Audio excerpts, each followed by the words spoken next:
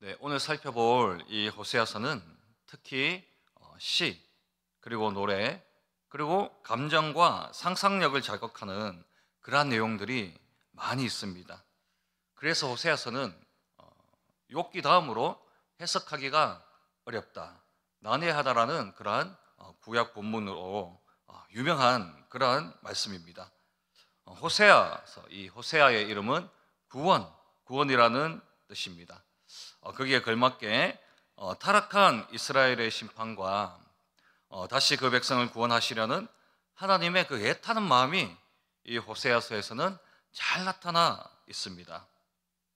호세아 선지자는 북이스라엘 왕 이 여로보암 2세 때에 시작해서 사역을 시작해서 남유다 왕 히스기야 왕까지 총 40년간 선지자의 역할을 하였습니다. 특히 눈여겨볼 점은 이 호세아서는 이 호세아가 선지자임에도 불구하고 하나님께서 그에게 창녀와 결혼하라는 이해하지 못할 명령을 하셨다라는 겁니다. 그 이유는 호세아와 또 그의 아내 고멜, 창녀죠. 이 고멜의 이야기가 하나님이 이스라엘을 향한 애절한 그 마음과 아주 비슷한 그러한 이야기이기 때문입니다. 호세아는 몸을 파는 여인 고멜과 결혼하게 됩니다. 왜냐하면 하나님의 명령이었기 때문입니다. 그러나 이 고멜, 그녀는 결혼하여서 호세아와 아들을 낳은 뒤에 집을 나가버립니다. 가출해버린 것이죠. 그리고 다시 그 옛날 직업으로 돌아가게 됩니다. 그 가운데 그녀는 몸을 팔면서 두 아이를 더 낳게 됩니다. 물론 호세아의 아이는 아니었습니다. 그러다가 고멜은 가난과 또 빈곤에 시달리기 시작합니다.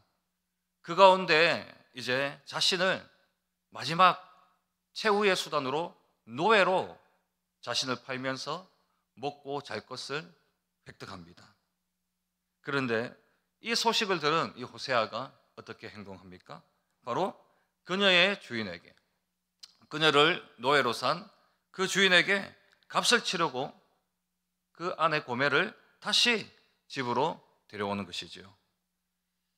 이처럼 하나님께서는 호세아의 이 결혼 생활을 통해 사랑받지 못할 여인, 또한 자신의 아들이 아닌 그 아들, 즉 하나님께서 사랑받지 못할 우리, 그리고 그 백성이 아닌 우리들, 또한 넓은 범위에서는 택하지 않는 그 이방인 백성들까지도 하나님께서는 택하셔서 그리스도의 핏값으로 사시고 자신의 자식, 자신의 백성으로 삼으신다라는 하나님의 그 크신 사랑과 구원의 계획을 이 호세아서로 통하여서 잘 말해주고 있는 겁니다.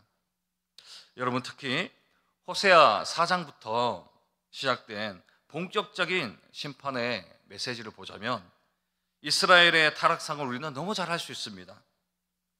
믿기 어렵겠지만 이스라엘이 우상과 더불어서 이방 종교로 변질되어 버린 것에 대한 강한 경고들이 있는데, 이것을 차근차근히 살펴보며 과연 이럴 수 있는 것인가 라는 의문이 들게 될 정도입니다. 이들은 종교적으로도 타락했지만 결국 자신의 혈육인 이스라엘과 또 남유다는 서로 전쟁을 치르게 되시죠. 이 모습을 보면서 하나님은 이 백성을 심판해야겠구나 라고 결정하시게 되고, 결국 하나님은 이스라엘 또 그리고 이 남유다를 떠나시게 됩니다. 버리시게 되는 것이죠. 그런데 오늘 본문 6장에는 이런 이스라엘의 절망적인 상황, 이런 상황 속에서도 호세아는 다시 그들에게 주께로 돌아오라, 여호와께로 돌아가자라고 권면하고 있는 것이죠. 어떻게 이 권면이 가능한가 보시겠습니다. 먼저 1절에서부터 본문 1절에서부터 호세아의 권면이 시작되죠. 보시면 오라 우리가 여호와께로 돌아가자. 여호와께서 우리를 찢으셨으나 도로 낫게 하실 것이요 우리를 치셨으나 사매어 주실 것임이라. 자, 보십시오. 호세아는 여호와의 긍휼과 자비를 상처에 비유하고 있습니다. 왜냐하면 전장 5장 14절에 하나님은 에브라임에게는 사자 같고 유다 족속에게는 젊은 사자 같다라고 말씀하셨기 때문입니다. 에브라임이 어디를 대표합니까? 북이스라엘을 대표하는 족속입니다. 또 그리고 유다 족속은 당연히 남유다 왕국을 이야기하는 것이죠. 그런데 이들을 공격하고 또 심판하시는 여호와의 모습이 마치 사자와 같다라는 겁니다. 여러분, 사자에게 공격을 당하면 어떻게 될까요? 네, 사자의 발톱에 온몸이 찢기게 됩니다. 그리고 그 송곳니에 치명상을 입게 된다라는 겁니다. 그러므로 오늘 이 1절의 이 말씀의 이 내용은, 이 의미는 여호와께서 타락한 이스라엘과 남유다를 이 사자처럼 그들을 잔인하게 심판하시고 찢으셨지만 도로 낫게 하실 거라는 겁니다. 그들이 침을 당하였으나 다시 하나님께서는 그들의 상처를 사매어 주실 것이라고 분명히 호세아가 말하고 있는 겁니다. 그리고 이어지는 2절에서 우리는 부활의 복음이 이 말씀에 내포되어 있는 것을 알 수 있습니다. 2절을 보시게 되면 여호와께서 이틀 후에 우리를 살리시며 셋째 날에 우리를 일으키시리니 우리가 그의 앞에서 살리라 라고 기록합니다. 보십시오.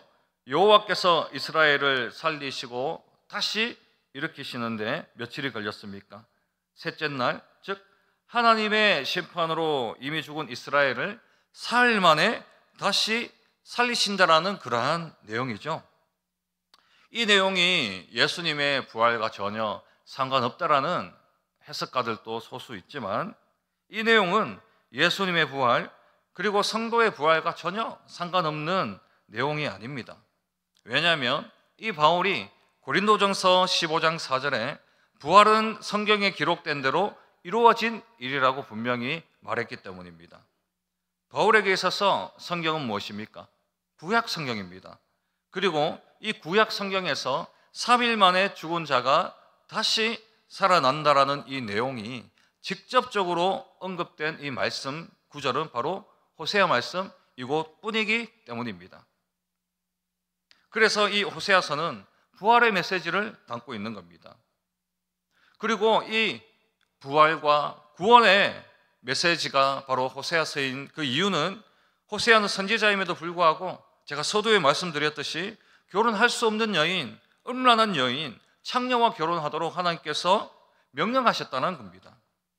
이것은 단지 하나님의 명령에 실수가 있었던 겁니까? 하나님이 실수하신 것일까요? 왜 그 거룩한 선지자를 왜 그 음란한 여인과 결혼하게 하셨냐는 말입니다. 아니, 이것은 하나님의 깊은 의도가 있는 것이라는 겁니다. 하나님께서는 이 구원이라는 그 호세아의 이름처럼 이 구원을 그 백성들에게 이루기 위해서 호세아가 음란하고 타락한 여인과 결혼하게 하셨고 또 이 여인이 호세아를 떠나 세상에서 방황하게 하셨고 또 그리고 그 호세아가 그 여인을 다시 집으로 데려오면서 이 내용은 우리 죄를 대신하여 십자가 대속물로 드려진 우리 구원자 예수 그리스도를 떠올릴 수밖에 없는 그러한 내용입니다. 그렇다면 이 모든 이스라엘의 타락은 어떻게 시작되었을까요? 가나안 정복 후 이들이 가나안 우상들을 멀리하지 못한 것도 있습니다. 그러나 더 중요한 것은 이 우상을 하나님의 이 거룩한 제사까지 가져와서 우상과 혼합된 그러한 제사를 드렸던 것이 하나님을 더 진노케 했다라는 그러한 사실입니다. 이들이 드렸던 잘못된 대사, 즉 예배의 타락상을 보면서 우리가 하나님께 드릴 참된 예배의 모습은 어떤 것인지 우리가 살펴보면 좋겠습니다.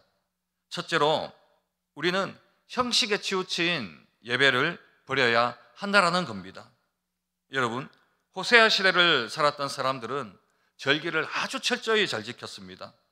번제와 제물을 끊임없이 바쳤습니다. 또한 그 제단도 계속해서 세워 나갔습니다. 이들이 제사를 형식적으로는 아주 잘 드리는 것 같지만, 그런데 놀라운 사실은 이 모든 제사장들이 주도한 이 제사는 종교적인 이 복합주의가 들어왔다라는 겁니다. 성소에 위치한 여호와의 제단 바로 옆에 무엇이 있었을까요? 놀랍게도 바알에게 바치는 바알의 제단이 함께 있었다라는 겁니다. 그래서 백성들이 봄과 또 여름철 추수에 대해서, 또한 바알의 제단의 추수에 대해서 희생 제사를 드리는 그러한 행위를 일삼고 바알에게 감사했습니다. 그리고 이방 종교의 음란 행위들이 예배의 제사의 예식 속에 들어왔습니다. 음란한 행위들, 그리고 송아지 신상에게 입맞추는 그런 행위도 일삼았다라는 겁니다. 이런 이방 종교의 형식과 예식들을 여호와의 제사에 접목시키며 이들은 여호와를 여러 신 중에 하나라고 그렇게 고백하는 큰 죄악을 범하게 되는 것이죠. 그래서 호세아 2장 13절에서는 하나님께서 그 백성들이 바알을 섬긴 시일대로 그들에게 벌을 주겠다라고 경고하시는 내용이 기록되어 있는 것이죠. 이쯤 되면 당시 이스라엘의 제사가 얼마나 형식적이고 가식적이며 인간 중심적인 제사였는지, 그리고 하나님이 가장 싫어하시는 우상과 혼합된 형식적인 제사였다라는 것을 우리는 잘 알 수 있습니다.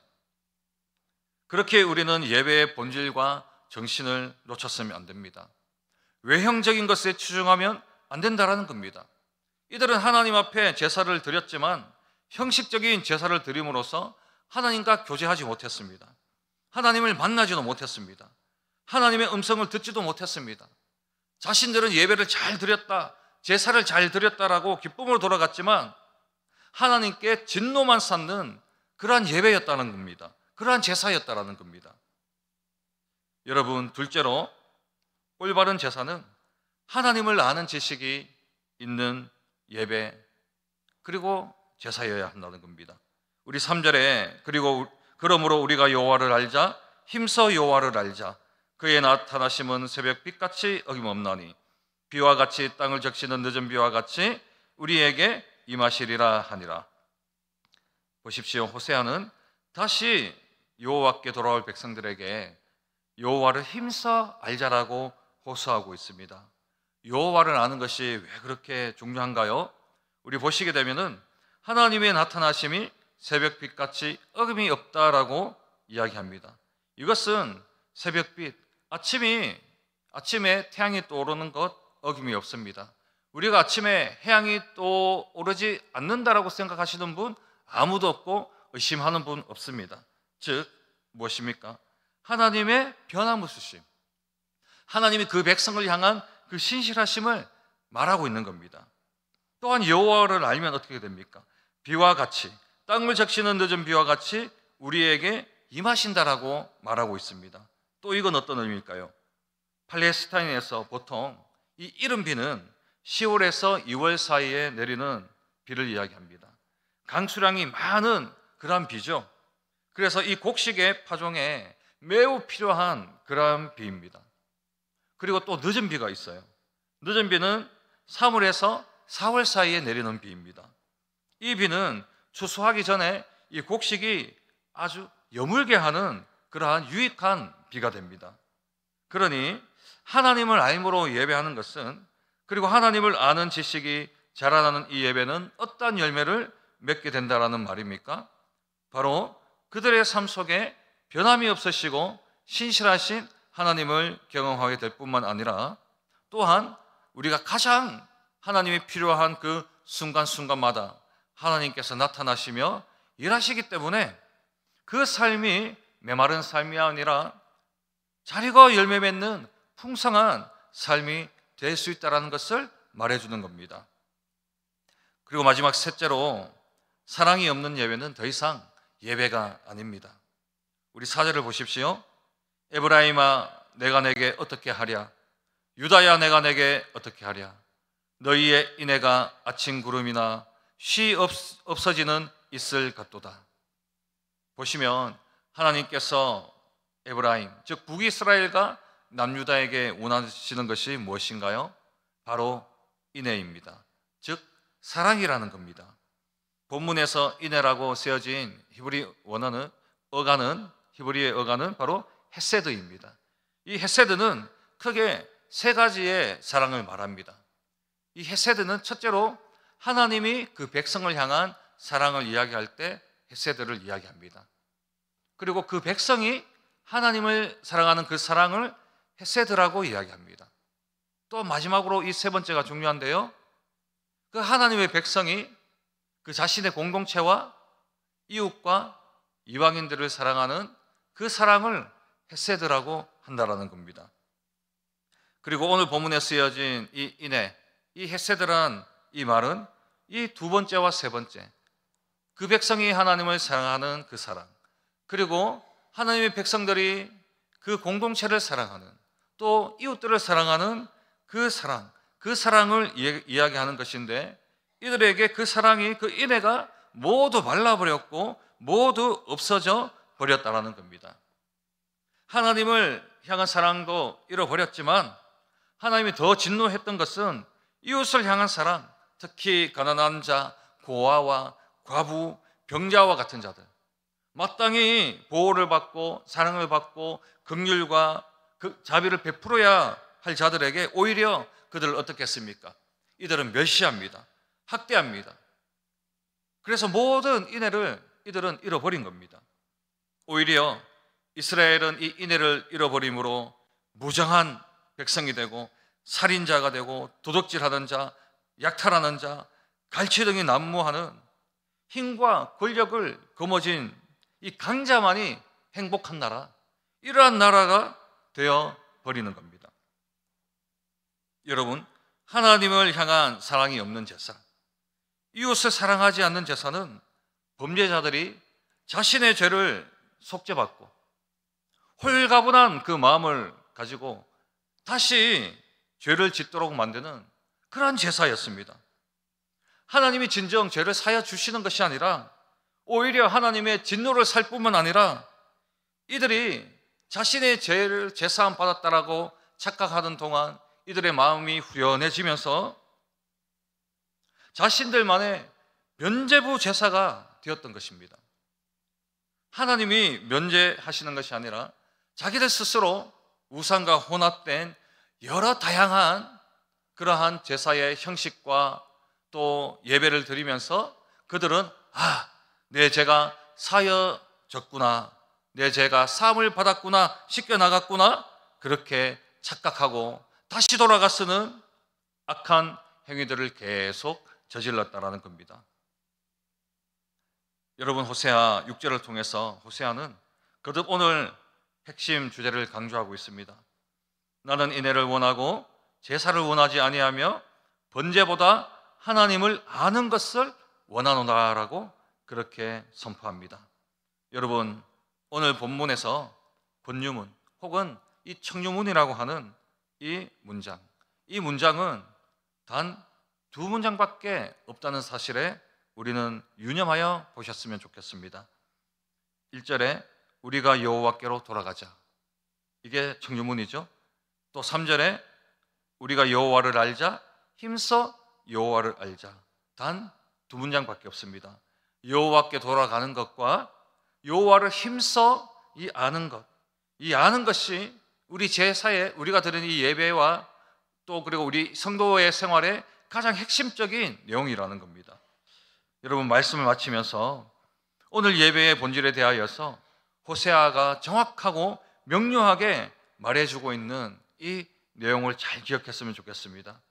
예배는 우리가 다시 여호와께로 돌아가는 겁니다. 그 믿음을 갖고 돌아가는 겁니다.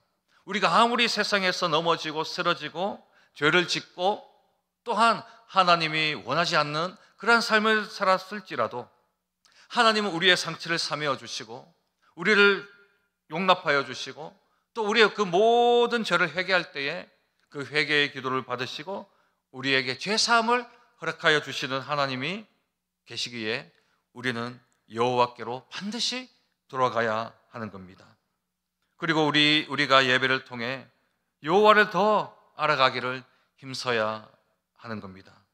우리가 지금껏 수많은 예배를 드렸지만 이사야의 탄식처럼 우리가 성전 마당만 밟고 돌아가는 그러한 예배는 아니었는지, 빈 쭉정이 예배가 아니었는지 우리는 되돌아보면 좋겠습니다. 그리고 형식에 치우친 예배를 과감하게 벗어던지고 하나님을 알아가는 것에 모든 것을 드렸으면 좋겠습니다. 왜냐하면 호세아는 하나님을 알되 힘써 알자라고 그렇게 이야기하고 있습니다. 여기서 힘써라는 히브리 단어는 쫓아간다는 그 말입니다. 누군가를 쫓아갈 때 힘써서 쫓아가듯이 멈추지 않고 끝까지 하나님을 알기를 원하는 그러한 마음이 바로 힘써 아는 그런 것입니다. 여러분, 또한 우리 안에 그리스도의 사랑이 식어가지 않도록 늘 말씀 안에서, 기도 안에서 그리스도의 사랑을 맛보며 그 사랑으로 모든 것을 참고 견디며 하나님뿐만 아니라 그리스도의 몸된 지체들을 진심으로 사랑해야 합니다. 이것이 호세아를 통해 하나님께서 우리에게 바라시는 참된 예배의 모습입니다. 하나님이 가장 기뻐하시는 그러한 예배의 모습임을 우리가 깨닫고 하나님이 원하시는 참된 예배로 하나님의 자녀된 도리를 다하며 하나님의 백성으로서의 부르신 그 모든 소명을 다 이루어 가실 수 있는 그러한 우리 인동교회 성도님들과 우리 자녀들 다 되시길 간절히 바라고 소망합니다.